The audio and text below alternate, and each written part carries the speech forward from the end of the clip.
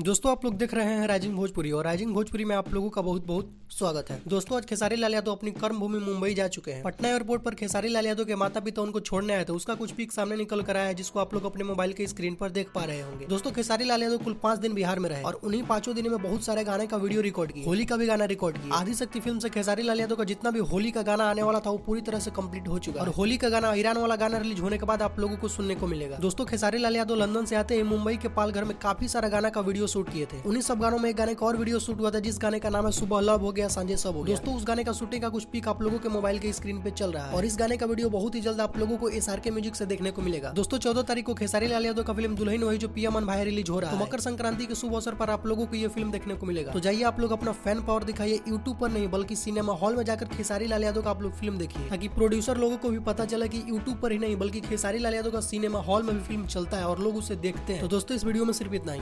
Video पसंद आया तो वीडियो को लाइक कीजिए, चैनल पर नया है तो चैनल को सब्सक्राइब करके बेल आइकन को प्रेस करके नोटिफिकेशन को ऑल कर लें।